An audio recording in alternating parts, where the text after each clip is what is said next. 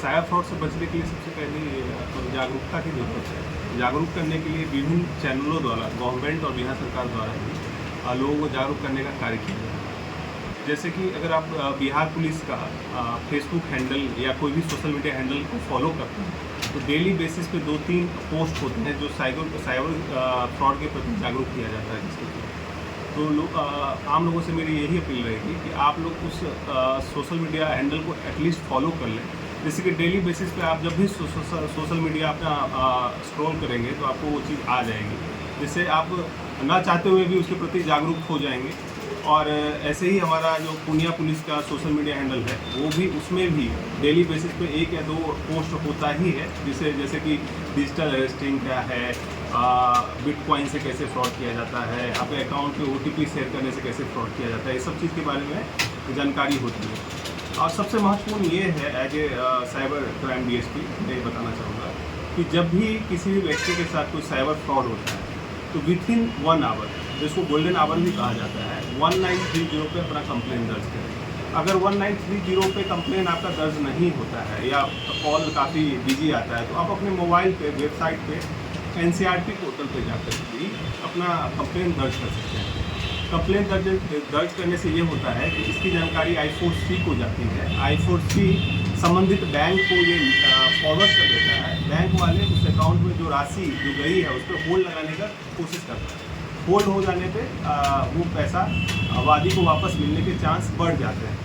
तो ये इसमें सबसे बड़ा दिक्कत ये आता है कि जब वादी अपने फ्रॉड होने के बाद कई घंटों तक वेट करता है, 1930 पे कंप्लेन नहीं करता है, तो इस चक्कर में उसके पैसे जो गए हैं किसी अकाउंट में वो साइबर फ्रॉडस्टर द्वारा पैसा निकाल लिया जाता है, तो वो होल्ड नहीं हो पाता है।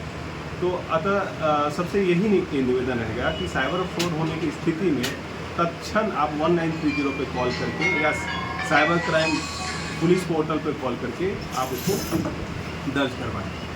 दूसरी चीज़, सबसे महत्वपूर्ण चीज़ है कि अनचाहे लिंक OTP शेयर, बैंक कभी भी आपसे आपके पर्सनल डिटेल्स नहीं मांगती है, मोबाइल के थ्रू एटलीस्ट। जब भी आपको मांगेगी आपको ब्रांच पे ही जाके देना है, मोबाइल के थ्रू आपको ये सब डिटेल शेयर नहीं करना है, बचना है इससे।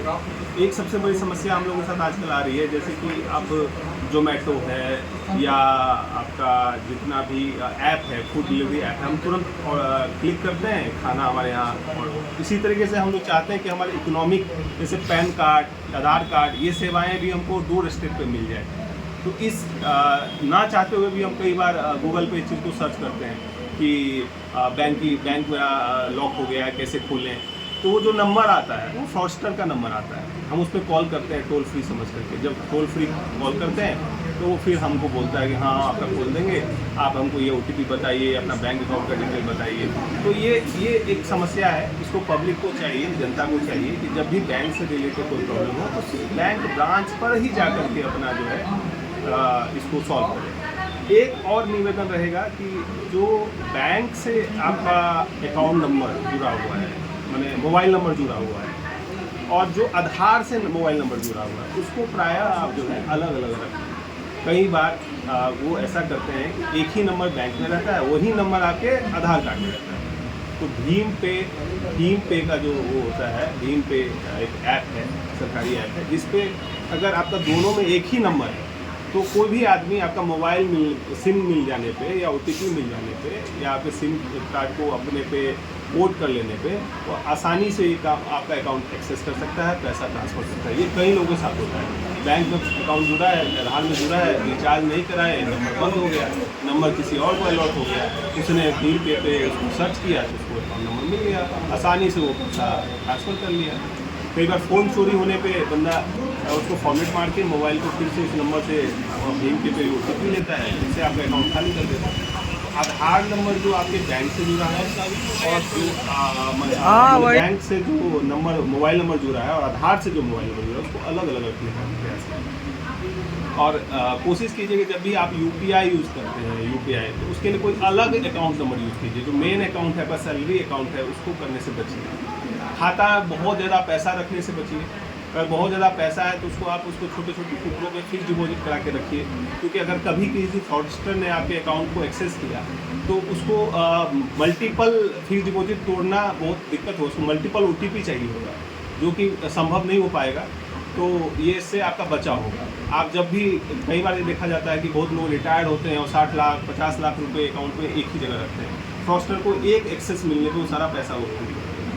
तो पैसा कभी भी इतनी बड़ी मात्रा में कभी ना अपने अकाउंट में रखें। बैंक के साथ जो मोबाइल जुड़ा है, आधार के साथ जो मोबाइल है, वो अलग अलग रखें। UPI ट्रांजेक्शन के लिए एक अलग अकाउंट का यूज़ कीजिए, जिसमें उतना ही पैसा रखिए जितना आपका UPI ट्रांजेक्शन के लिए यूज़ होता है। 193, जब भी आपको कोई ऐसा साइबर फ्रॉड हो जाए तो 1 घंटा के अंदर 1930 पे कंप्लेन दर्ज कीजिए। और 1930 पर कंप्लेन दर्ज नहीं हो जाता है तो किसी नियरेस्ट साइबर कैफ़े में जा करके, या आप थाना में भी जा सकते हैं, थाना आप उसको साइबर पुलिस पोर्टल पे दर्ज करवा सकते हैं कंप्लेन। ये सबसे बड़ी ज़रूरी चीज़ है। और सोशल मीडिया पे जो भी सरकारी I4C है, साइबर पुलिस पोर्टल है, या बिहार पुलिस है, या पूर्णिया पुलिस है, उसमें सोशल मीडिया को फॉलो कीजिए।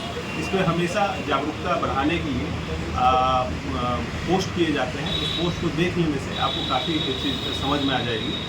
अभी तत्काल में डिजिटल अरेस्टिंग के कई मामले आए हैं।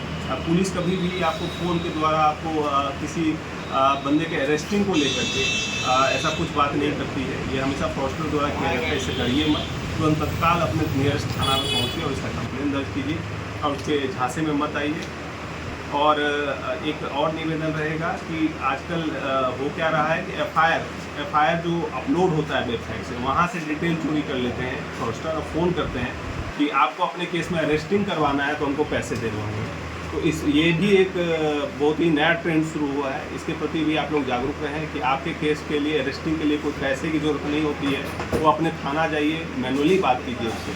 ये इस साइबर फ्रॉड से बचने के लिए एकमात्र उपाय है। अपने आप को जागरूक बनाइए, टेक्नोलॉजी फ्रेंडली बनिए, किसी को मोबाइल का एक्सेस मत दीजिए, मोबाइल पे 2 स्टेप वेरिफिकेशन रखिए। एक तो जो आपका कोड होता है उससे, एक मोबाइल पे OTP का 2 स्टेप वेरिफिकेशन हर चीज़ में, चाहे जीमेल हो या आपका कोई भी अकाउंट का एक्सेस हो, सब पे 2 स्टेप वेरिफिकेशन रखिए। इससे फ्रॉडस्टर को काफ़ी कठिनाई होगी आप तक पहुंचने का। यही मेरा संदेश रहेगा।